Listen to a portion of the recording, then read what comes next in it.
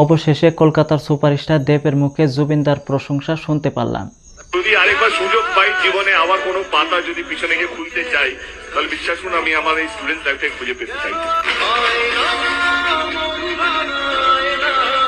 জুবিনদার মৃত্যুর পর সবাই শ্রদ্ধাঞ্জলি জানিয়েছে।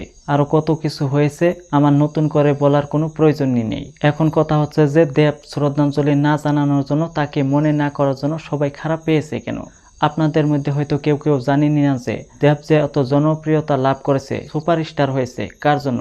দেবের যতগুলো জনপ্রিয় গানগুলিতে অভিনয় করেছে সম্পূর্ণ গান ছিল জুবিনদার গান। গুরু থেকে যে শুরু, গুরুকে তো আর ভুলে থাকা যায় না। দেবের অভিনয় করা কিছু গান যেমন আয়না, চোখের জলে ভাসিয়ে দিলাম মনের ঠিকানা, এই গানগুলোর জন্য দেব বেশি জনপ্রিয়তা অর্জন করেছে। এই গানগুলো আমরা একটা সময় খুব শুনতাম। হয়তো দেবের কোনো সমস্যা ছিল, জুবিনদাকে মনে করতে পারেনি, শ্রদ্ধাঞ্জলি দিতে পারেনি, এতদিনে মনে করেছে, এটাই বেশ। এতদিনে এই ভিডিওটি আমার সামনে এসেছে, এই ভিডিওটা দেখে আমারও ভালো লাগলো, এর জন্য এই ভিডিওটি আপনাদের জন্য নিয়ে আসলাম। তো বন্ধুরা, এই ভিডিওটি এতটুকুই। যদি ভিডিওটি ভালো লেগেছে ভিডিওতে করে দেবেন একটি লাইক, চ্যানেল বা পেজটি ফলো করার রিকোয়েস্ট থাকবে নিয়মিত নতুন নতুন ভিডিওগুলো দেখার জন্য।